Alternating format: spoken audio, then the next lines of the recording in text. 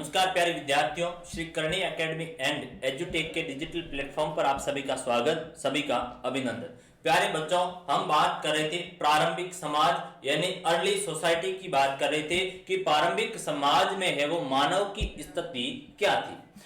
प्रारंभिक समाज में दो यूनिटें हैं और उसमें हमारी सेकेंड यूनिट चल रही है लेखन कला और शहरी जीवन। यानी सने सने मानव जीवन में विकास क्रम को हासिल किया और किस तरह से लेखन का विकास होता है, भाषा का विकास होता है, लिपि का है वो विकास होता है और किस तरह से वो समृद्ध शहर है वो स्थापित होने का काम है वो हुआ। और इस श्रृंखला में हमने एक उदाहरण के रूप में समझा कि सोसाइटी ने इतना विकास किया, समाज ने इतना विकास किया कि अब नगरों की अब है वो गांवों की जगह बड़े बड़े हैं वो शहर स्थापित हुए। और एक शहर का उदाहरण हमने लिया और वह शहर था हमारा मेसोपोटामिया का उदाहरण लिया और हमने समझने की कोशिश की कि आखिर में किस तरह से है वो एक बड़ा नगर स्थापित होने का काम हो रहा है और वो नदी घाटी के किनारे आकर के नगर है वो विकसित हुआ। और उस नगर की जो आजीविका का सोर्स हमने देखा तो देखा कि किस तरह से कृषि है या पशुपालन है या व्यापार वाणिज्य है वह उस नगर की आमदनी का है वो सोर्स है, आमदनी का स्रोत है और उसी से नगर फलने फूलने का है वो काम किया। और वही मैंने अर्ली सोसाइटी की बात की कि किस तरह से मनुष्य है वो एक तरह से खानाबदोश था, जंगलों में है वो भटकने का काम कर रहा था। धीरे धीरे है वो विकास मनुष्य करता गया और विकास की एक श्रृंखला आई कि शहर है वो स्थापित हुई। तो प्रारंभिक मानव की स्थिति वापस पुनः एक मिनट के लिए हम चर्चा करेंगे, फिर है मूल मुद्दे पर बढ़ेगी। प्रारंभिक समाज और प्रारंभिक समाज में हम देखेंगे कि मानव है वो किस तरह का था। मानव है वो जंगलों में रहने का काम कर रहा है और घुमंतु है। घुमंतु एक जगह से दूसरी जगह पर है वो जीवन यापन कर रहा है। मानव ने जो विकास आगे किया, आगे की श्रृंखला मध्यकाल जाते जाते आया और मध्य पाषाण काल में हमने देखा कि मानव ने क्या किया। अब मनुष्य के जीवन में है वो स्थायित्व है, लेकिन कैसा है, कुछ समय के लिए है मनुष्य स्थायित्व है।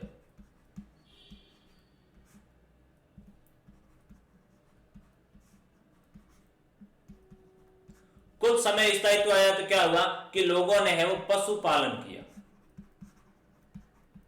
हाल तक पूर्ण स्थायित्व नहीं आया, बिल्कुल नहीं। आप ऐसा नहीं कह सकते हैं कि साहब पूर्णता है वो मनुष्य में स्थायित्व आया, नहीं आया। क्षणिक है वो स्थायित्व आया। अब आगे जाके नवपाषाण काल आएगा और इस समय मानव जीवन में है वो पूर्ण स्थायित्व आया। पूर्णता है वो लोग स्थायी रूप से बसने शुरू हो गए और पूर्ण स्थायित्व आया तो मैंने देखा कि किस तरह से है, आपको बताया कि गांव है वो बसने शुरू हुए। क्या हुए? गांव है वो बसने शुरू हुए। तो ये आपके गांव बसे और जो ही गांवों में अत्यधिक उत्पादन हुआ, अधिशेष हुआ तो क्या होगा? अधिक उत्पादन, अधिक उत्पादन यानी अधिशेष। किसमें अधिशेष? आपका कृषि में हुआ और अधिशेष है वो आपका पशुपालन में होगा। पशुपालन में कैसे होगा? पशुपालन में जैसे मैंने कहा दूध उत्पाद है या एक तरह से है वो चमड़ा था, उस चमड़े को भी बेचकर लोग हैं वो और कई चीजें हैं वो बननी शुरू हो गई। दुग्ध उत्पादन से है वो अलग अलग हैं वो पदार्थ बनने शुरू हो गए, घी वगैरह ये बेचना करना। कृषि है अनाज को बेचने हेतु, लोगों के पास अधिक अनाज रहा तो उनको है वस्त्र या अन्य कोई आवश्यक चीजें खरीदनी तो कहां जाएंगे? वे बाजार जाएंगे, यानी पास के कई जगह पर जाकर है उनको बेचेंगे। तो अधिक उत्पादन हुआ तो अधिक उत्पादन के फलस्वरूप अधिशेष हुआ। अधिशेष, अधिशेष को है वो इकोनॉमिक्स में सरप्लस कहा जाता है। क्या कहा जाता है? सरप्लस है वो। सरप्लस प्रोडक्शन हुआ, अधिक शेष हुआ। शेष हमने जैसे कि एक बात बताई कि हमारे तकरीबन है वो धान हुआ और धान है वो आप देखोगे कि 20-25 क्विंटल है वो आपका धान हुआ। अब आपने देखा कि सर हमारे सामान्यतः है वो 10 क्विंटल धान है वो खूब होता है, बाकी अधिशेष था वो आपने क्या किया, वो आपने है वो किसी को बेचकर अन्य चीज आपको खरीदनी थी, चाहे पशुओं के चारा खरीदना था या फिर अन्य चीज आपको वस्त्र के लिए या अन्य कोई जरूरी आवश्यकता की चीज खरीदनी थी, उसके लिए आपने है वो अधिक उत्पादन था, उसको क्या किया, अधिशेष था, उसको आपने बेचा, व्यापार है वो करना शुरू किया। व्यापार करोगे तो क्या करोगे आप, व्यापार करोगे तो एक निश्चित जगह होगी जहां पर सभी चीजें हैं वो आकर होती, जैसे बाजार है, एक आपके गांव के पास में एक छोटा कस्बा है, वह छोटा नगर बना, उस नगर में आप देखोगे कि सारी चीजें की मिल रही है, सारी दुकानें हैं, कृषि का ये उत्पाद से लेकर के सारे की सारी है वो एक ही जगह पर मिलने का काम कर, तो व्यापार हेतु है वो निश्चित जगह मिली, व्यापार के लिए है वो निश्चित है वो केंद्र बनाएंगे कि वहां पर आएंगे लोग, बैठेंगे और वहां पर बैठ के अपनी है सब्जी वगैरह बेचेंगे, शाम को निकल जाएंगे, छोटा कस्बा है। तो जो ही छोटे कस्बे हैं वो व्यापार के केंद्र बने और जो ही व्यापार के केंद्र बनते गए फलत अधिक व्यापार है वो होना शुरू हो गया और उन व्यापारिक मंडियों में है वो देश विदेश से बाहर के भी लोग है वो आने शुरू हो गए और फलत क्या हुआ, फलत है वो बड़े नगर स्थापित हुए। फलत है वो नगर कैसे हुए, बड़े नगर है वो स्थापित हुए, तो यहां पर जाके बड़े बड़े है वो नगर आते हैं, बड़े बड़े नगर हैं वो विकसित होते हैं। आज आप देखोगे कि आज का जो जोधपुर शहर है या जयपुर शहर है, तो आज से 20-30 साल पहले हैं, 40 साल पहले ये इतने बड़े केंद्र नहीं थे, यहाँ पर है वो इतनी चीज नहीं थी, ये हाल ही के अंतर्गत पिछले 30-40 साल में है वो इस तरह से एक केंद्र बनकर उभरे व्यापारिक गतिविधियों के, तो बहुत सारी चीजों का ये बड़ा केंद्र हो गया एक तरह से। उसी तरह की ये नगर भी है वो उस समय है वो बसने शुरू हुए, प्रारंभ में तो छोटे थे, मैंने कहा छोटे छोटे हैं वो केंद्र बने, अलग अलग मंडिया वगैरह चीज बिखरी हुई चीज थी, लेकिन जो ही मैंने कहा कि गांवों में प्रोडक्शन ज्यादा होना, जनसंख्या बढ़ती गई, केंद्र है वो बढ़ते गए, बड़े नगर स्थापित हुए और नगर स्थापित हुए तो मानव ने क्या किया, जो जो विकास की श्रेणी को प्राप्त किया, तो अब नगर है वो व्यापार करना है, उसको तो व्यापार करना है तो उसके लिए उसको हिसाब किताब भी तो रखना पड़ेगा।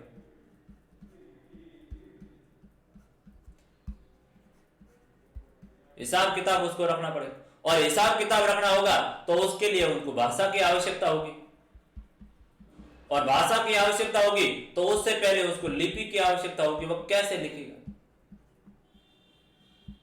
तो एक तरफ तो शहर का भी विकास हो गया आपके नगर और दूसरी तरफ है भाषा का भी है वो विकास हो गया लिपि के रूप में। तो ये एक मानव जीवन के अंतर्गत है वो घटनाक्रम चल रहा। हमने देखा कि मेसोपोटामिया किस तरह से एक नगर है, दजला और फरात नदी के किनारे बसने का है वो काम हुआ, दजला और फरात नदियों के दुआब में बड़ा नगर स्थापित हुआ, वहां सुमेरियन लोग है वो निर्माता, बेबीलोनियन है और असीरियन लोग है, उनको है वो अलग अलग कालखंड में उन्होंने विकास करने का काम है वो किया मेसोपोटामिया का।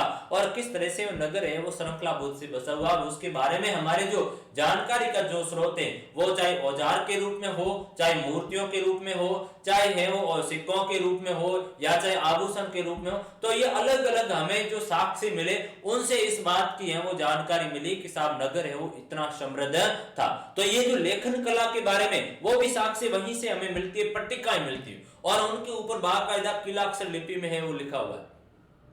तो ये बताने का काम करा है कि साहब मेसोपोटामिया के लोगों में लेखन कला का है वो विकास सबसे पहले हुआ, क्योंकि आप देखोगे हमारे सिंधु घाटी सभ्यता में भी हुआ है।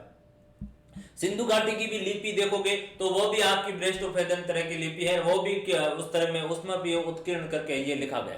तो सेम एज इट इज है वो भी लिपि हमारे यहाँ पर भी है वो मिलने का काम कर रही, लेकिन हमारी लिपि को आज तक हम नहीं पढ़ पाए सिंधु घाटी सभ्यता की, क्योंकि लोग तो उस समय लिखने का काम कर रहे थे। धोलावीरा से गुजरात में एक केंद्र है सिंधु घाटी सभ्यता का, धोलावीरा, तो वहां से बाकायदा हमें इसके साक्ष्य मिलते हैं। एक बड़ा सा है वो जो लोग कहते हैं कि अभिलेख के रूप में उसको कहते हैं, पट्टिका है वो मिली, तो लेकिन हम उनको आज तक पढ़ नहीं पाए। लेकिन सिंधु घाटी के बाद में यदि ये मेसोपोटामिया की बात की जाए तो लेखन कला का हमें यहाँ से वो सटीक प्रमाण मिलता है और उसको काफी हद तक मेसोपोटामिया को पढ़ने में सफलता भी हासिल की गई है। तो मेसोपोटामिया में लेखन कला की है वो पाई गई और पहली पट्टिका लगभग 3200 ईसा पूर्व की है, यानी 3200 साल ईसा पूर्व का मतलब हुआ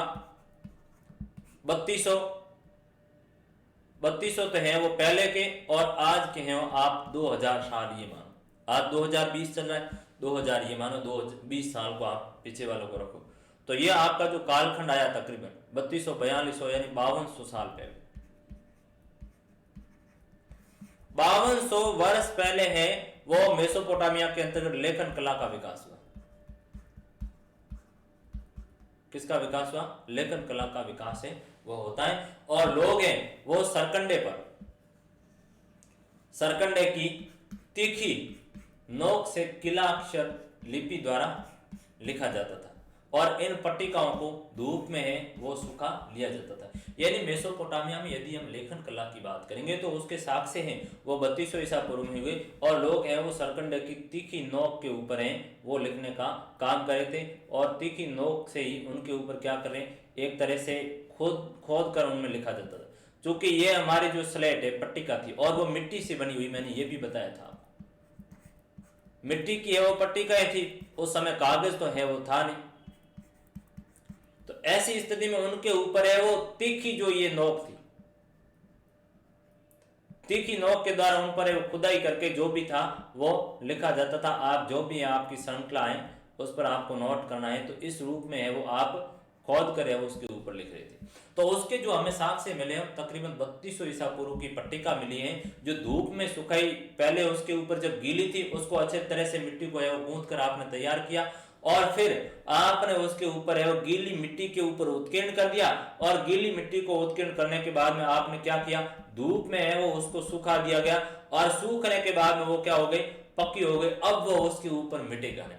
तो ये हमें साक्ष्य मिल रहा है उस समय के लेखन की ऐसी पट्टिकाएं मिली हैं जो बताने का काम कर रही हैं कि मेसोपोटामिया के लोग हैं वो साक्षर थे, पढ़े लिखे थे, उनकी भाषा भी थी, उनकी लिपि भी थी, और लेखन कला का विकास है वो मेसोपोटामिया में हो गया था। और वहां से बाकायदा ये जो मिट्टी की पट्टिका मिली है उन पर लोगों ने खोद कर वो उत्कीर्ण करके लिखा, और आज भी है वो आप देखोगे कि अक्सर कुछ ऐसे समुदाय आज भी हमें हमारे यहाँ पर भी ऐसे साक्ष्य हैं वो मिट्टी की मिलती है जिनके ऊपर खोद कर चीजें लिखी गई। तो लेखन कला का विकास है वो मेसोपोटामिया, धूप में है वो इनको सुखाई जाती थी। लेखन कला की जो ये प्रणाली थी इसकी यदि विशेषताओं की बात की जाए तो ध्वनि के लिए है वो किला अक्षर या कीलकार चिन्ह का है वो प्रयोग किया जाता था। यानी किला अक्षर चिन्ह, आगे से तीखी वाली बात हो रही है, यहाँ पर एक ही चाहिए कि किला अक्षर का मतलब हुआ यहाँ की लिपि है वो किला अक्षर थी। किला अक्षर इसलिए थी, या आप देखोगे कोई चीज है जैसे कील है तो उस कील को आप दीवार के अंतर्गत है वो एक तरह से आगे का जो कील का जो हिस्सा दीवार में डाला जा रहा है वो क्या है, एक तरह से तीखा है आगे का हिस्सा, और ऊपर से उसको दबाव के द्वारा है वो डाले जा रहे। तो ये स्थिति सेम लिपि की भी थी कि लोग हैं वहां उसमें लिखने का काम करें, तो आगे से उसका हिस्सा है वो नुकीला था, और उसमें फिर है वो लोग अपनी जो भी संरचना बनाना, जो भी लिखना चाहते थे वो प्रतीकात्मक चिन्हों से लिखते। ऐसा तो नहीं था कि ये हिंदी में लिख लिया या आपने इंग्लिश जैसे लैंग्वेज में है वो लिख लिया, नहीं, उस समय है वो प्रतीक चिन्ह थे, उन प्रतीक चिन्हों से है वो लिखने का काम है वो लोग कर रहे थे। तो जो ध्वनि के लिए किलाक्षर या कीलकार चिन्ह का प्रयोग किया गया था, और वह अकेला व्यंजन या स्वर है वो नहीं था, जो कि कैसा था, प्रतीक रूप में था। मैंने कहा कि वहां पर उस समय हाल तक जो चीजें आई है कि भाई ये आपका आ हो जाएगा, या किस तरह से आपकी ये ई हो जाएगी, या आपका किस तरह से है वो ऊ हो जाएगा या कू हो जाएगा, तो ये जो हो जाएगा, तो ये चीजें उस समय तक है वो नहीं है। क्या थी, प्रतीक चिन्ह है वो लिखते थे, जैसे बेल का अंकन कर लिया, या किसी मोहर का है वो अंकन कर दिया, या अन्य कोई पशु का है वो अंकन कर दिया, घोड़े का वो अंकन कर लिया, तो ये चीज दर्शाने का काम कर रही थी। इस समय तक ध्वनि का है वो विकास नहीं होता है, और अलग अलग ध्वनियों के लिए अलग अलग है वो चिन्ह होते थे, जिसके कारण लिपि को है वो सैकड़ों चिन्ह लिखने पड़ते थे। और रही बात है कि ध्वनियों के लिए अलग अलग चिन्ह थे, यहाँ पर बात आ गई आपकी कि उस समय है वो ध्वनियां थी नहीं, चिन्ह थे, और चिन्ह के द्वारा उनको बताना पड़ना था। जैसे है कि आपने क्या किया कि साहब जो पशु गाय के बदले में है, गायों के बदले में है वो घोड़े का अंकन करना, तो घोड़े का अंकन करना है, तो यानी एक घोड़े के बदले में आपने है वो 2 गायें हैं वो लेने का काम किया। तो उन्होंने क्या किया कि उसको जो एक पट्टिका बनाई, और उसके ऊपर है एक तो तरफ है वो 2 गायों का अंकन कर लिया, और दूसरी तरफ वो एक घोड़ा बना दिया। तो ये क्या हो गया, ये एक तरह से आपने उसको नोट करके लिखने का काम किया अपनी डायरी में, जैसे हम अक्सर लिखते हैं। तो उस समय तो है वो डायरिया थी नहीं, पेन नहीं थी, तो सरकंडे के द्वारा लोग क्या करते थे कि मिट्टी को है अच्छी तरह से गूंथ लेते और गीली मिट्टी की एक पट्टिका बनाते वर्गाकार, और उसके ऊपर अंकन कर दिया, एक घोड़ा बना दिया, दो गाय बने। तो लोग ये समझेंगे कि शायद है वो एक घोड़े के बदले में दो गाय देते थे, यानी ये उनके व्यापार का एक तरह से माध्यम था, ये उनका एक तरह से लिखना कार्य हिसाब किताब था, जो हमें एक प्रतीक का रूप से मिल रहा है। क्योंकि यहाँ पर हाल तक मैं कह रहा हूं कोई ध्वनि का तो विकास हो नहीं रहा, कोई स्वर व्यंजन तो आ नहीं रहे, तो क्या है ये प्रतीक चिन्ह थे, प्रतीक चिन्ह थे, उनसे ये चीजों को समझा जा रहा है। सूखने से पहले इन्हें गीली पट्टी के ऊपर है वो लिखना पड़ता था, और लिखने के लिए है वो कुशल व्यक्ति की आवश्यकता होती थी, ऐसे हर कोई व्यक्ति है वो उसके ऊपर लिखता नहीं था। तो बाकायदा लिपिक थे, क्योंकि प्रतीक चिन्ह और ध्वनियां इतनी थी कि हर व्यक्ति उसको नहीं समझता। एक बार एक घटनाक्रम भी उसमें दिया हुआ है कि एक राजा के पास में है वो समाचार पत्र आया पढ़ने के लिए, अब राजा को खुद को इतने चिन्हों का पता नहीं, तो वो कैसे पढ़ा जाए, तो उसके लिए लिपिक उसको बुलाया कि तू यार ये भाई मुझे पढ़ के सुना क्या है। तो उस लिपि के वो उसको पूरा प्रतीक चिन्हों के माध्यम में समझाने का काम करा, कहीं घोड़े के चित्र हैं तो कहीं गधे के चित्र या अन्य तरह के प्रतीक चिन्ह है, तो उन चिन्हों के माध्यम से उसको समझने की बात की गई। तो इसलिए एक व्यक्ति उसके लिए है एक्सपर्ट होना आवश्यक है। जैसे हम देखते हैं कि एक स्टेनो होता है,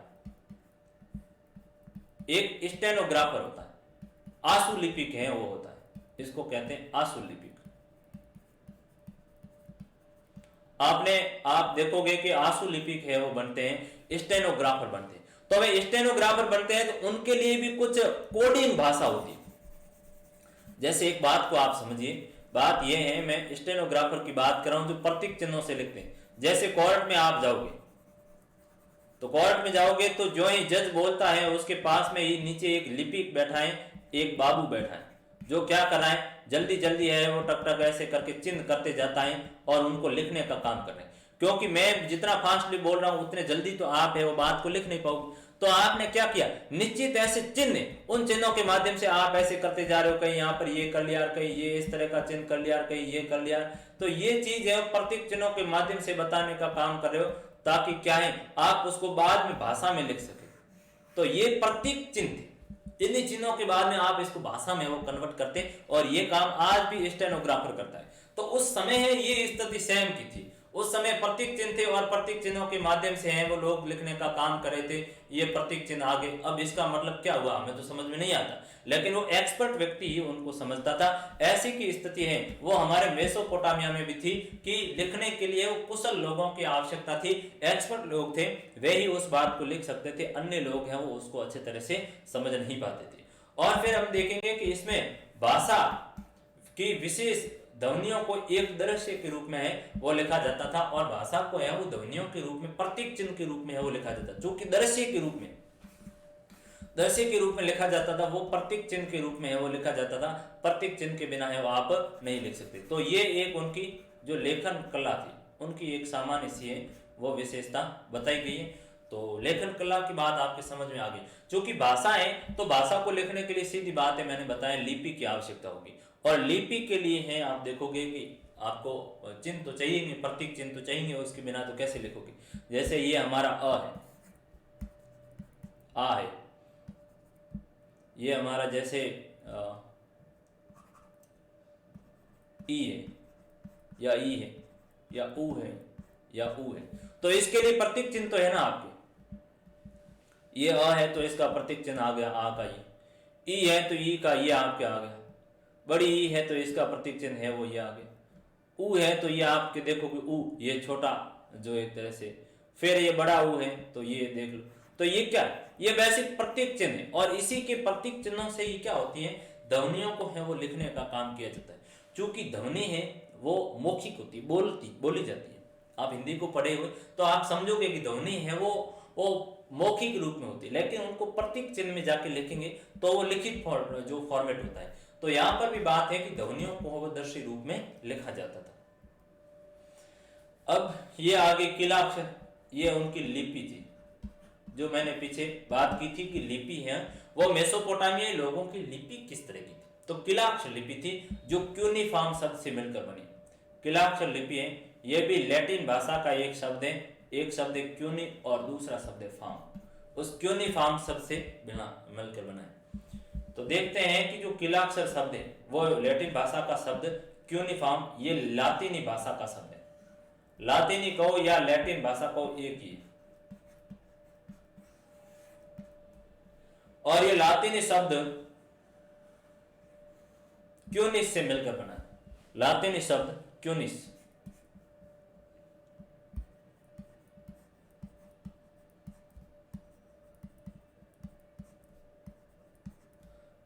लैटिन भाषा के शब्द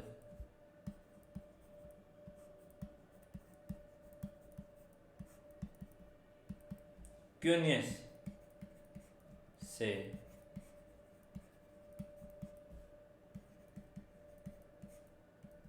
मिलकर बना है, जिसका अर्थ होता है खूंटी होता है। ये छूटी नहीं खूंटी है, इसको लिखने में है वो गड़बड़ हुई है। तो जिसका अर्थ होता है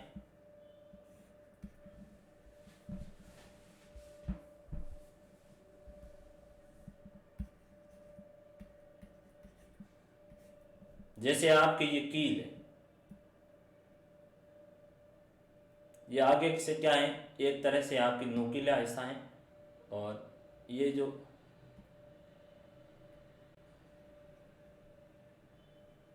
कील ये स्थिति में होती है कि उसको दीवार में गाड़ने का काम करे। तो जो ये क्यूनिफॉर्म शब्द है, वो जो क्यूनी शब्द है वो क्यूनिसीस बनता है। किससे निकल कर बना? क्यूनी, क्यूनियस, क्यूनियस से। और क्यूनियस शब्द का अर्थ होता है क्या होता है? खूंटी होता है। क्या होता है? क्यूनियस शब्द का अर्थ होता है खूंटी होता है। ये छूटी नहीं है, ये लिखने में है वो गड़बड़ हुई है, तो खूंटी होता है। और दूसरा शब्द है फॉर्मा, जिसका अर्थ होता है आकार, यानी खूंटी के आकार में लिपि। इसका सामान्य जो शब्द आया कि खूंटी के आकार में है वो लिपि, तो ये आपकी खूंटी और इसके आकार में लिपि है वो कैसी होगी? वो इस तरह की है, वो नुकीली होगी आगे से, या इस संरचना में है वो बनाई गई है।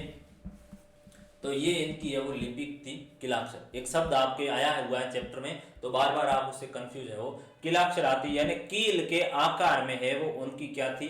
लिपि की एक तरह से विशेषता बताई हुई कि ये है वो इसकी कील की नुमा उनकी लिपि है वो लिखी जाती थी। यानी जो आगे वाला हिस्सा था वो कैसा था? एक तरह से जो एक तरह से है वो तीखा हिस्सा था। तो किलाक्षर लातीनी शब्द क्यूनिस से बनाए, जिसका अर्थ खूंटी, और फार्मा शब्द का मतलब होता है आकार से मिलकर बनाए। तो उसका शाब्दिक अर्थ आ गया कि खूंटी के आकार नुमा है वो इनकी लिपि थी। किसकी? जो मेसोपोटामियन लोगों की।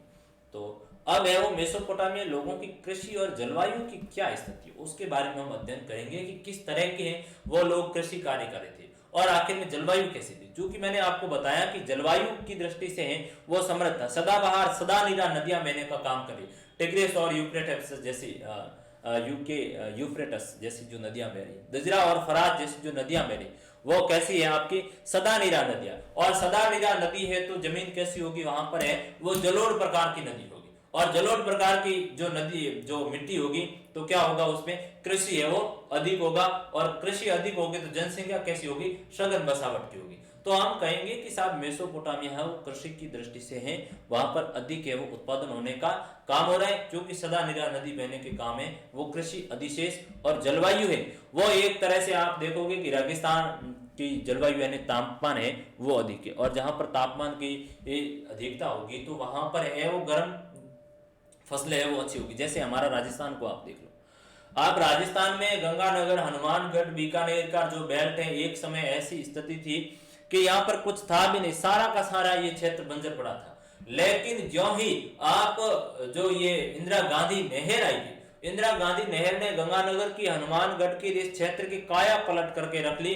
बाड़मेर का, जालोर का क्षेत्र है, कुछ भी नहीं था, लोगों को पानी पीने की स्थिति थी नहीं। लेकिन क्या हुआ? नर्मदा नहर है वो लाएगी, तो नर्मदा नहर से है वो अत्यधिक मात्रा में है वो उत्पादन होना शुरू हुआ, अधिक उत्पादन होना लोग शुरू हो गया। आज ये क्षेत्र आप कभी जाके देखोगे बाड़मेर का या जालोर का, तो सारा क्षेत्र है वो चौथी तरफ हरियाली छाई हुई, सदा जो मौसम में छाई हुई है, यानी तीनों ही ऋतु में सदा बहार है वो चल रही। ऐसा इसलिए क्योंकि यहाँ पर कृषि इसलिए ज्यादा हो रही ताकि पानी हो गया। तो वहां पर भी ऐसी स्थिति थी कि दजला और फरात जैसी जो नदियां हैं सदाबहार नदियां बह रही है और जलवायु अपेक्षाकृत गर्म थी, फलत पानी की अधिकता के कारण कृषि है वो भारी मात्रा में होने का काम हुआ। जैसे हमारे यहाँ पर भी है वो गेहूं की बाजरे की अधिक है वो उत्पादन होने का काम करा, तो उसका काम यही है, उसका रीजन है कि एक तो जलवायु है वो जो एक तरह से ज्यादा गर्म नहीं है, सम तरह की है, और वहां दूसरा है वो पानी का होने से सिंचाई के साधनों का विकास हुआ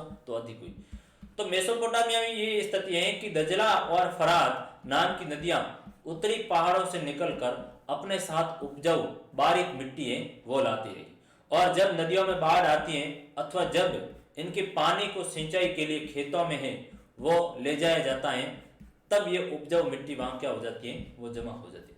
तो हमने कहा कि दजला और फरात नदियां हैं वो उत्तरी पहाड़ों से निकलकर अपने साथ हैं वो एक तरह से उपजाऊ मिट्टी को साथ में लाने का काम कर रही है, और नदियों का जो पानी है वो आप देख रहे हो कि बाढ़ से स्थिति आती है तब खेत है वो पूरा पानी से भर जाता है। तो ऐसी स्थिति में नदियां अपने साथ जो तलछट लाई थी, जो उपजाऊ मिट्टी लाई थी, जलोढ़ मिट्टी लाई थी, उसके कारण है वो खेतों में मिट्टी आई, फलत है वो कृषि यहाँ पर है वो अधिक होने लगी, चूंकि जो नदियों से है वो जलोढ़ मिट्टी उपजाऊ मिट्टी आने का काम करे।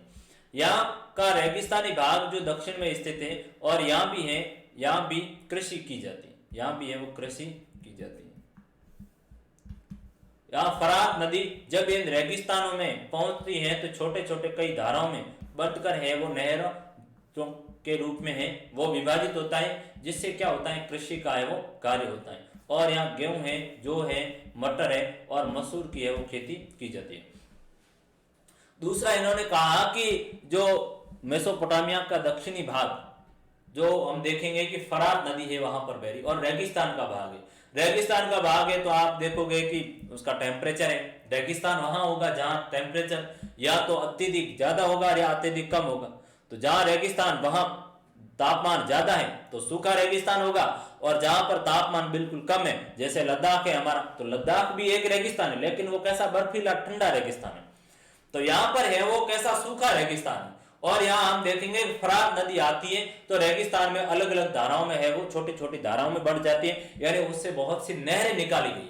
आप राजस्थान के उत्तरी भाग को इसको देख लो, गंगानगर हनुमानगढ़ कुछ नहीं था, लेकिन नहर आई गई इंदिरा गांधी, छोटी छोटी है वो धाराओं में बांटा गया, फल स्वरूप है पूरी हरियाली छा गई। यह भी स्थिति सेम एज इट इज हुई कि छोटी छोटी धाराओं में बांटा गया, जिससे सिंचाई कार्य है वो अच्छी तरह से होने लगा, और सिंचाई कार्य अच्छा हुआ तो गेहूं है, जो है मटर है, मसूर की खेती जो गर्म जलवायु में अक्सर होती है वह अधिक मात्रा में होने का काम है वो कर रही। इसलिए हमारा भी क्षेत्र है वो इसी सेम स्थिति का था, फलत यहाँ भी है वो अधिक मात्रा में कृषि होने का काम है। तो आप एक चीज यहाँ से एक चीज मैं आपको ये कहूंगा कि कभी भी इतिहास को यदि पढ़ना चाहो तो सबसे तरीका होता है अतीत का वर्तमान के साथ में अध्ययन करना।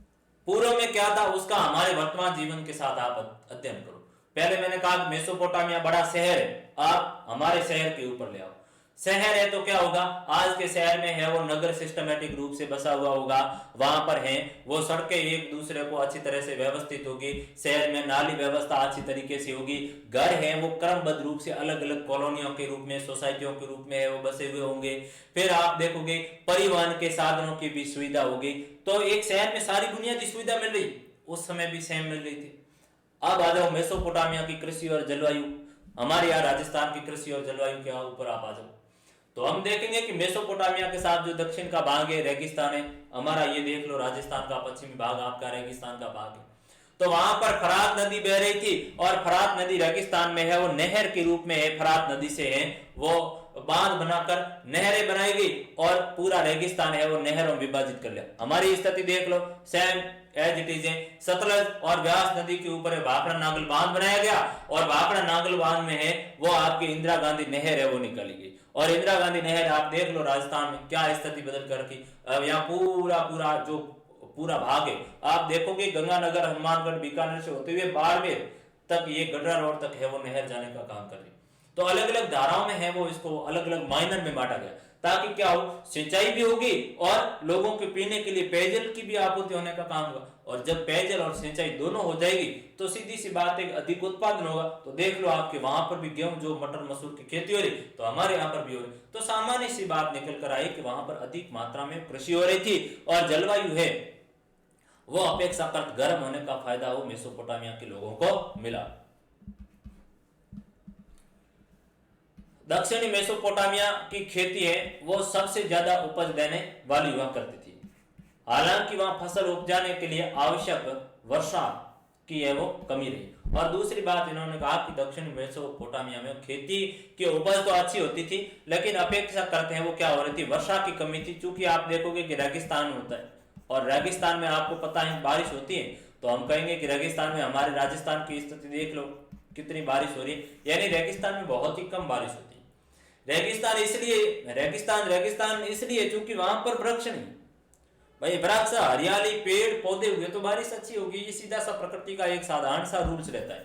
तो रेगिस्तान है तो ज्यादा वहां पर आप देखोगे कि जमीन है वो बंजर पड़ी है और ज्यादा वृक्षों का ये भी सघना है नहीं, इस कारण बारिश कम होती है। तो यहाँ पर भी सेम स्थिति है, रेगिस्तानी भाग है फलत यहाँ बारिश है वो कम होती है। और स्टेपी क्षेत्र का प्रमुख कार्य है पशुपालन का, यानी स्टेपी यानी घास के यहाँ पर मैदान है।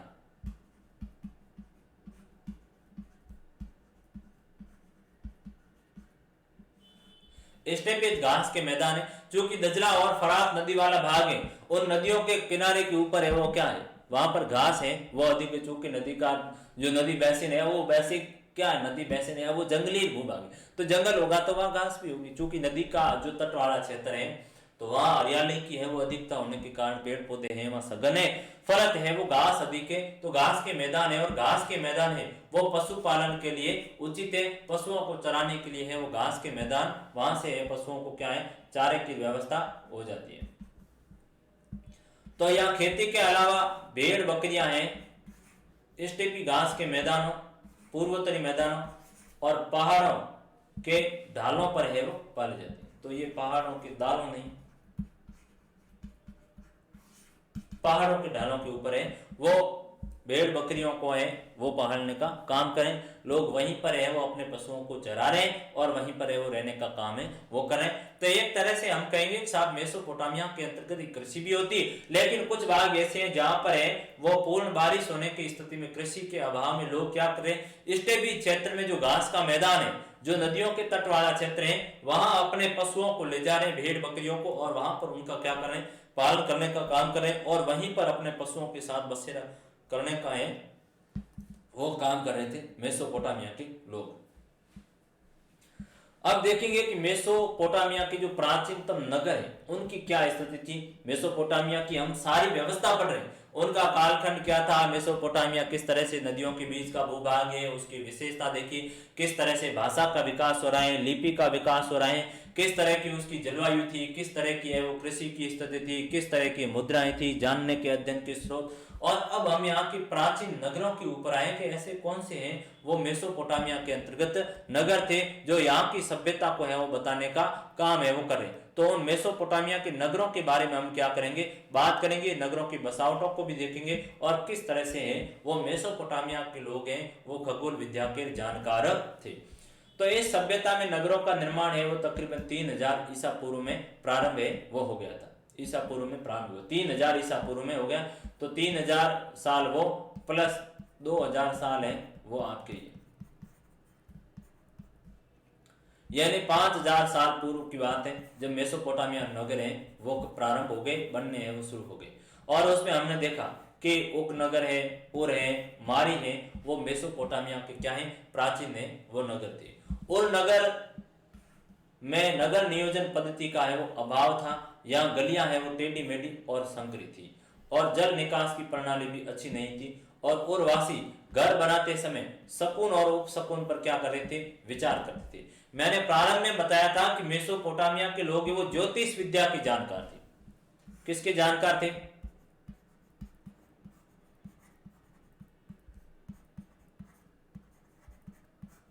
ज्योतिष विद्या के जानकार थे, तो एस्ट्रोलॉजिकल ज्ञान उनको था। तो अक्सर हम गांव में देखते हैं कि हमारे जो बड़े बुजुर्ग लोग हैं वो भी अक्सर सकून और अकसुकून में विश्वास करते हैं कि साहब जा रहे थे, बिल्ली ने रास्ता काटा, अब सुकून हो गया, वापस है वो थैला उठाकर हम रवाना हो जाते हैं। तो ये एक ऐसी चीज है। तो मेसोपोटामिया का एक नगर है, उर नगर की हम बात करेंगे कि उर नगर है, वो नगर नियोजन नहीं था। नगर नियोजन यानी नगर है वो सुव्यवस्थित रूप से बसा हुआ नहीं था, बाकी तो है नगर सारे व्यवस्थित रूप से बचे हुए थे। क्योंकि ये मेसोपोटामिया जो सभ्यता है वो नगरीय सभ्यता है, और नगरीय सभ्यता का मतलब हुआ कि नगर नियोजन अच्छा होगा। मेसोपोटामिया की सभ्यता नगरीय, तो क्या होगा, नगर नियोजन अच्छा होगा। नियोजन का मतलब क्या हुआ, नगर तो आपने समझ लिया कि साहब है वो शहर है एक तरह से, नियोजन का मतलब हुआ व्यवस्थित। कैसा है, व्यवस्थित, या कैसा है, योजनाबद्ध रूप से आपने बसाया, या फिर क्या करना है, योजनाबद्ध रूप से।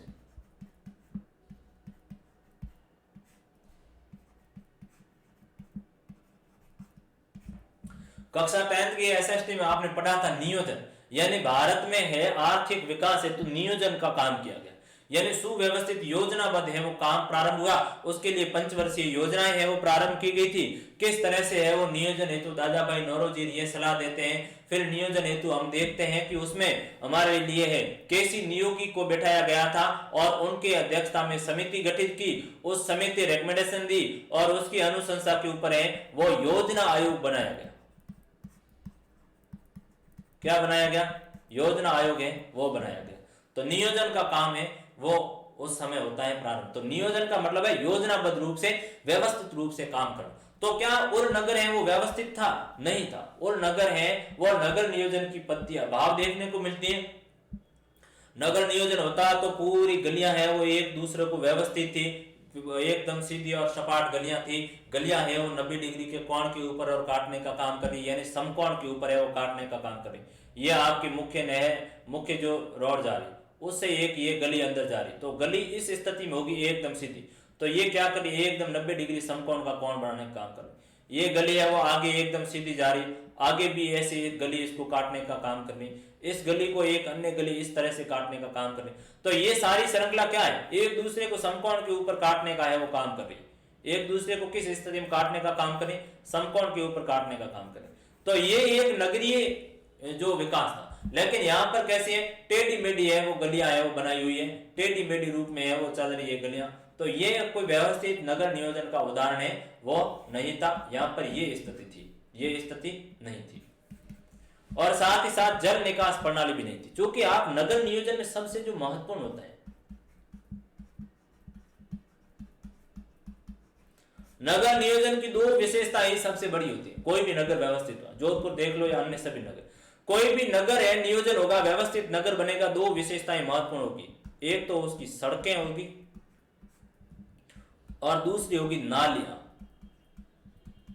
सड़कें क्या है, इस तरह की घुमावदार सड़कें हो वो अच्छी रहती है, या एक तरह से समकोण के ऊपर सड़कें काटने का काम है वो कर रही। ये सड़क अच्छी, ये बड़ा सर्कल है, एक है वो आपके ये 12वीं रोड से आगे बॉम्बे मोटर को जाने का काम कर रही, ये जालोरी गेट की तरफ आने का काम कर रही, ये 12वीं रोड से उस तरफ है वो बाड़मेर रोड की। तो ये एक सर्कल है और एक दूसरे को क्या करें, सड़कें हैं वो समकोण के ऊपर काटने का काम कर रही। सड़कें क्या कर रही है, समकोण के ऊपर काटने का है वो काम कर रही। तो ये एक सबसे बड़ी नगर की विशेषता है पहले। दूसरी क्या है, दूसरी नालियां। नालियां महत्वपूर्ण होती है क्योंकि किसी भी नगर में, नहीं तो क्या है कि गंदगी से नगर भरे हुए, तो नगर है वो विकसित नहीं। तो जैसे आपके ये घर बने हुए, ये आपकी एक कॉलोनी बनी हुई और ये सामने कॉलोनी, ये बीच में आपकी है वो गली जा रही, ये आपके मकान है वो बने हुए, ठीक है। और ये आपके आगे है वो मुख्य कोई सड़क आ रही है, ठीक है। और ये मुख्य सड़क आगे इस तरह से बढ़ रही है, ये आगे बढ़ रही है। तो ये जो आपका घर है, आपने क्या किया कि इस घर के और ये जो गली है, इस गली में घर के आगे है वो छोटी नाली बना दी गई। क्या किया गया, छोटी है नाली बना दी गई। और नाली कैसी है, ढकी हुई, ताकि आपके घर की जो गंदगी है वो इस नाली में आए। और इस नाली को आगे क्या किया गया, आगे बड़ी, यहां से भी एक नाली आ रही व्यवस्थित, छोटी नाली आ रही सड़क के किनारे किनारे। और इस घर और इस घर दोनों की है वो आगे एक बड़ा नाला आ रहा है, क्या हो रहा है, एक बड़ा है वो नाला आ रहा, तो ये इसमें जाके खुलती है, ये भी इसमें जाकर खुली, और इस तरह से ये नाला है वो भी आगे जाके एक बड़े नाले में खुलने का काम है वो कर रहा है। और इस तरह से ये जो नाला है वो शहर के बाहर जाके खुलने का काम कर रहा है। तो ये क्या, ये एक नगर नियोजन की पद्धति होती है, सुव्यवस्थित नालियां स्थापित करना। तो यहाँ उर नगर में क्या हमें मिलता है, हमारे घर का है वो कचरा है, वो उर नगर में क्या हो रहा है कि पूर्ण तरह से नाली का अभाव है।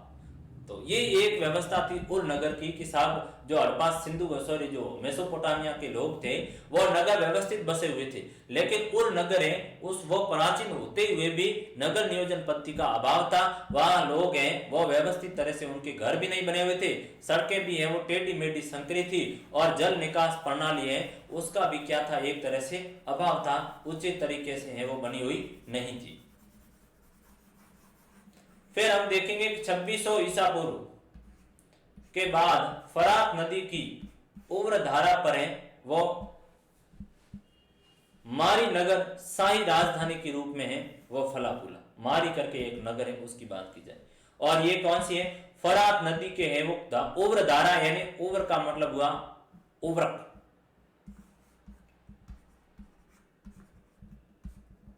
उर्वरक का मतलब हुआ उपजाऊ, उपजाऊ भाग, यानी नदी की उपजाऊ भाग के ऊपर है एक नगर बसा हुआ है, कौन सा है, मारी नगर है। वहां से फरात नदी बह रही है और उसके आसपास की जो जमीन है वो उपजाऊ है, वहां पर अधिक अधिशेष उत्पादन भी हो रहा है, उर्वरक भूमि है, और उसके पास में मारी नगर है वो बसा हुआ है और वह राजधानी के रूप में बना हुआ है, और ये व्यापारिक केंद्र है वो भी बड़ा है, महत्वपूर्ण व्यापारिक स्थल पर स्थित है। इस कारण बहुत ही समृद्ध और ये खुशहाल था। यहाँ जिम्रीलियम का राजमहल भी मिलता है, और एक मंदिर भी हमें कहां पर मिलता है, मेसोपोटामिया के अंतर्गत है, जिम्रीलियम का राजमहल मिलता है, और यहाँ पर एक मंदिर भी हमें मेसोपोटामिया से मिलता है। ये मेसोपोटामियाई नगरों की प्राचीन समृद्धता का कारण था। आगे आएंगे कि साहब मेसोपोटामिया के लोग हैं वो काल गणना कैसे करते थे, यानी किस तरह का उनका ज्योतिष की स्थिति कैसी थी, किस तरह महीना उनका है वो कितना था, कितने दिनों का था, और या फिर वर्ष है वो कितने महीनों का था, और जो महीने है वो कितने दिनों का था, और दिन है वो कितने घंटों का था, घंटे हैं वो कितने मिनट का था, कितने सेकंड का था। तो उनकी जो काल गणना है वो किसके आधार पर हो रही। अब मेसोपोटामिया की हम बात करेंगे, उससे पहले आप हमारी बात कर लीजिए, हमारी खुद की क्या स्थिति है, हम कैसे काल गणना कर रहे हैं। ऐसी कैसी मेसोपोटामिया की थी। हमारे यहाँ पर देखोगे कि एक जो वर्ष है उसको हमने क्या किया है, उसको एक निश्चित काल गणना हेतु हमने एक वर्ष को है वो 12 महीनों में विभाजित कर लिया। कितने माह में, 12 मंथ में है वो डिवाइड कर लिया, ताकि क्या रहे, हमें सहूलता रहे। ठीक, आपने है वो किसमें, मंथ में विभाजित कर लिया वर्ष को, और मंथ को आपने किस में डिवाइड किया, डे में, यानी दिनों में आपने है वो महीने को विभाजित कर दिया कि एक महीने में है वो साहब 30 है वो दिन होंगे, या फिर आपने कहा कि साहब है वो 31 दिन होंगे, या फरवरी हुई तो 28 29 की होगी। ठीक है, ये एक हमने मानक तय किया था, ये क्या किया था, एक मानक तय किया था। ठीक है, अब दिन को आपने क्या किया, दिन को भी आपने घंटों में विभाजित कर दिया, कि दिन है वो 24 घंटों का होता है, 12 घंटों की रात्रि होगी, 12 ही घंटों का क्या होगा, दिन होगा। ये वैसे क्या, ये ज्योतिष गणना है, हमने समय के काल गणना किस तरह से करें उसके आधार पर किया गया। तो दिन को आपने क्या कर लिया, एक डे को है वो 24 घंटों में विभाजित किया, यानी डे दिन का मतलब हुआ दिन और रात दोनों की बात करूं तो उसको 24 घंटों में है वो दिन रात को 24 घंटों में विभाजित किया, और फिर है वो घंटों को मिनटों में काउंट कर लिया। तो ये एक बेसिक डिवाइडेशन थी, बेसिक विभाजन था, जो कहां पर देखने को मिलता है, मेसोपोटामिया में देखते हैं। तो आइए बात मेसोपोटामिया में चले।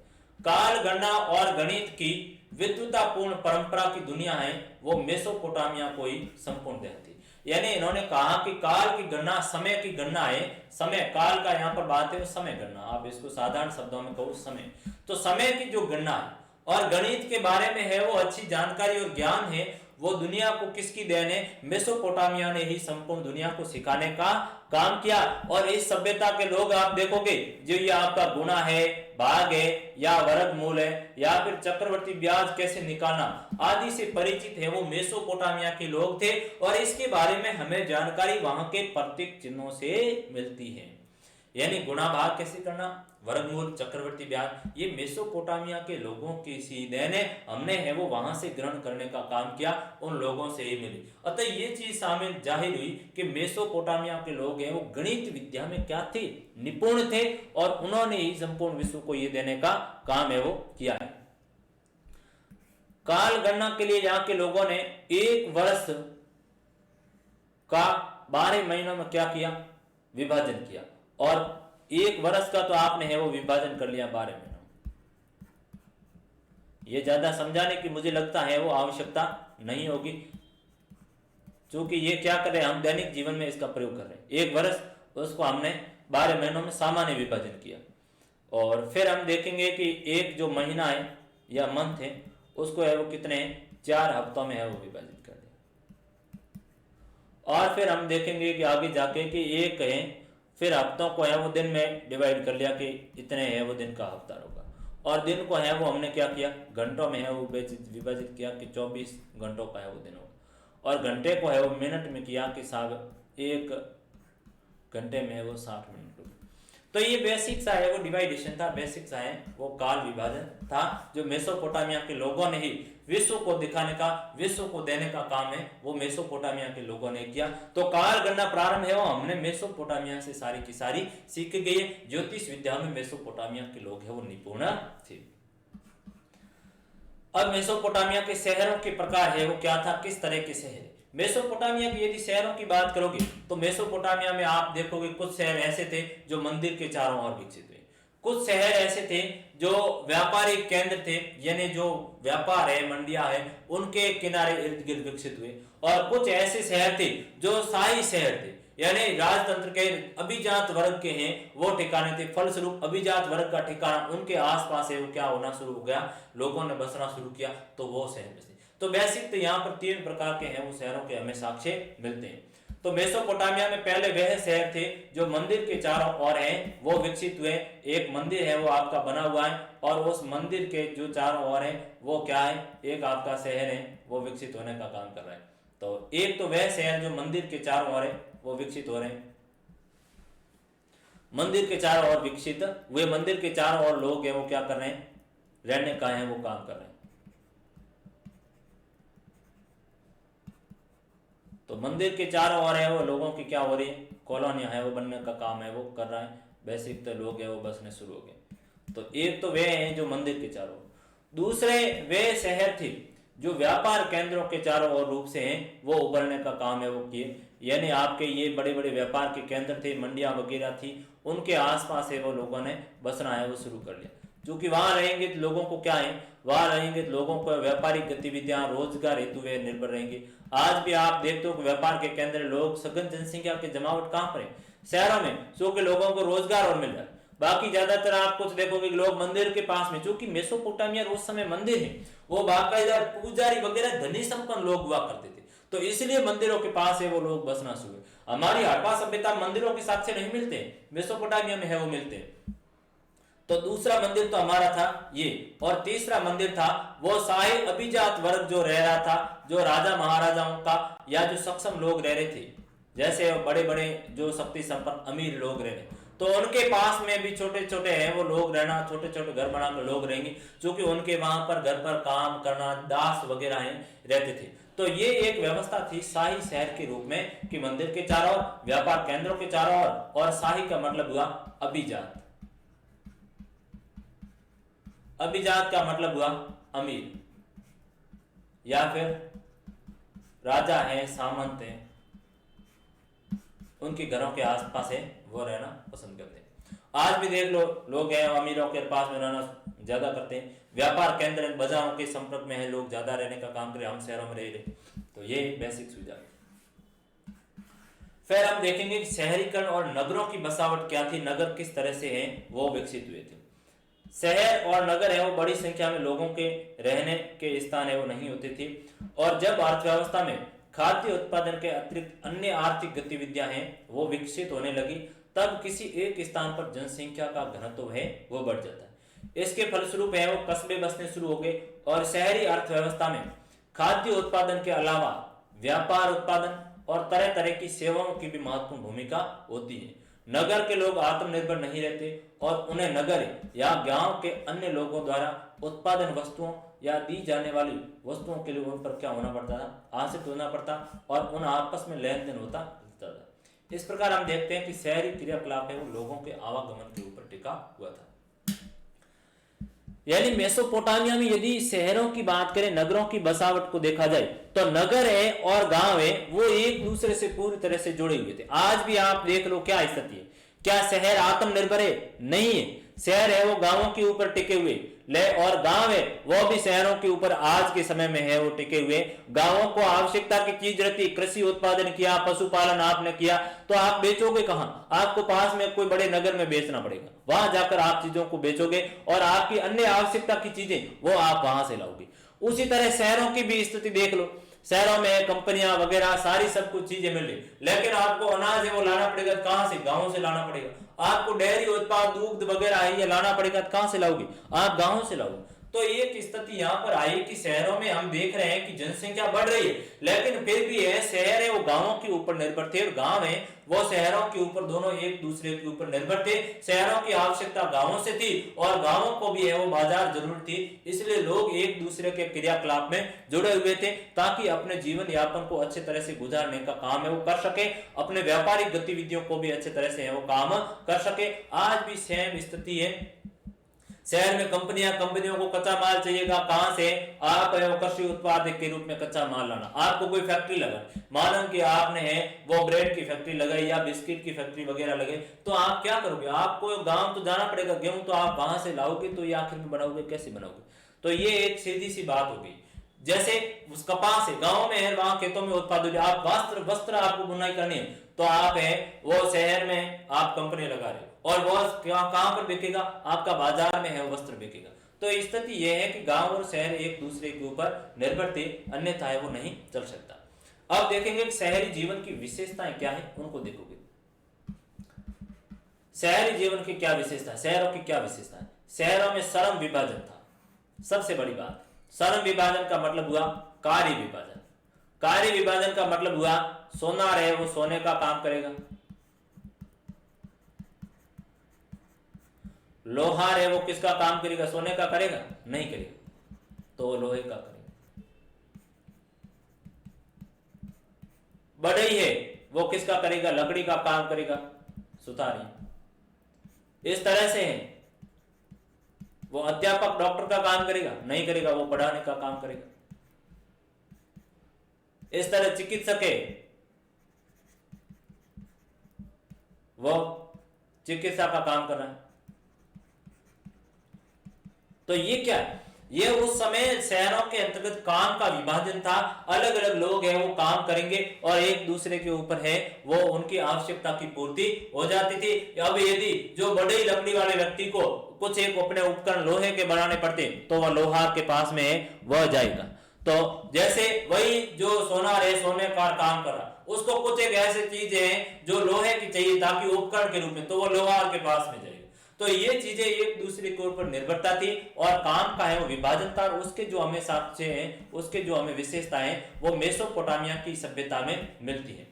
विभिन्न कार्य से जुड़े हुए लोग आपस में लेन देन के माध्यम से जुड़े रहते थे और आज भी लेन देन के माध्यम से लोग हैं वो क्या कर रहे हैं? जुड़े रह रहे हैं। वही मैंने कहा कि सोनार को लोहार की भी जरूरत होती है, तो लोहार को सोनार की और बढ़ई को है वो लोहार की आवश्यकता रहती है। तो ये एक दूसरे के ऊपर लोगों की निर्भरता थी।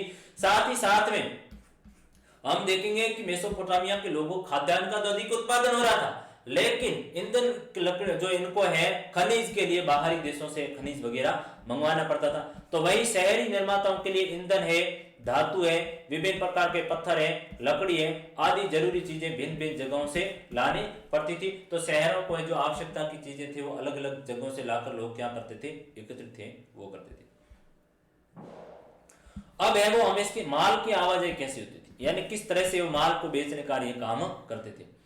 तो मेसोपोटामिया के खाद्य संसाधन चाहे कितने भी समृद्ध रहे हो, उसके यहाँ खनिज संसाधनों का अभाव था। दक्षिण के अधिकांश भागों में औजार है, मोहरे हैं, मुद्राएं और आभूषण बनाने के पत्थरों की कीमती थी। यानी मेसोपोटामिया के लोग हैं वो क्या कर रहे थे, खाद्य संसाधन, खाने पीने की चीजें तो उत्पादन हो रही थी उनके। मैंने कहा कि नदी घाटी का क्षेत्र है तो नदी के किनारे है, वो लोहा तो उत्पन्न होगा नहीं, सीधी बात है, फसल उत्पादित होगी, कृषि होगी, तो खाद्यान्न की चीजें तो उनके आत्मनिर्भर थी। लेकिन उनको है वो खनिज संसाधन है वो बाहर से लाना पड़ता था, चाहे सोना हो, चाहे उनको है वो मुद्रा के लिए सोना तांबा वगैरह जो भी है औजार के लिए, तो वो बाहर से लाने का काम करे, अलग अलग देशों के साथ व्यापार करते थे। इराकी खजूर है, पॉपुलर के पेड़ों की लकड़ी जो गाड़ियों और गाड़ियों के पहिए या नावें बनाने के लिए भी अच्छी नहीं थी, फलत यह भी क्या करना पड़ता था, हमें बाहर से है वो लानी पड़ती थी। औजार के पात्र हैं या गहने बनाने के लिए भी धातु उपलब्ध नहीं थी, तो यह भी है वो विदेशों से क्या करना पड़ता था, लानी पड़ती थी, विदेशों से है वो मंगवाते थे। मेसोपोटामिया के लोग संवत लकड़ी है, तांबा है, रागा है, चांदी है, सोना है, सीपी और विभिन्न प्रकार के पत्थरों को तुर्की और ईरान अथवा खाड़ी पार के देशों से वो मंगाते थे, जिसके लिए वे अपना कपड़ा और कृषि अन्य उत्पाद भी काफी मात्रा में निर्यात है वो करते थे। तो ये अनेक खाड़ी देशों से मंगवाने का काम है वो कर रही थी। फिर मेसोपोटामिया के लोगों की परिवहन का माध्यम क्या था, यानी किस तरह से वस्तुओं की है वो आवाजाही करते थे। तो वस्तुओं को बेचने का लाने का सबसे बड़ा साधन था जल मार्ग, जो कि दजरा और फरात जैसी नदियां बह रही थी, तो परिवहन का सबसे और आसान सस्ता साधन था जल मार्ग, और इसके द्वारा ये लोग क्या कर रहे थे, परिवहन कर रहे थे। मेसोपोटामियाई शहरों के लिए जल मार्ग का सबसे प्रमुख साधन होने का प्रमुख यही कारण था कि उनको है वो जल मार्ग से सारी चीजें मिलती थी। अब है वो मेसोपोटामिया के मंदिर की बात करेंगे, चूंकि मंदिर है वो ज्यादा मिलते हैं मेसोपोटामिया। मेसोपोटामिया के कुछ पारंपरिक मंदिर है वो साधारण घरों की तरह थे, और अंतर केवल मंदिर की बाहरी दीवारों के कारण था, जो कुछ खास अंतराल के बाद भीतर और बाहर की तरफ है वो क्या है, ये मुड़ी हुई। ये आप एक मंदिर देख रहे हो कि घरों के जैसे थे, लेकिन दीवारें क्या है, इस रूप में है वो मुड़ी हुई है आगे की तरफ, या तो है वो बाहरी तरफ मुड़ी हुई है या फिर आगे की तरफ है वो मुड़ी हुई है, दीवारों के हैं इस तरह से है वो मुड़ी हुई है।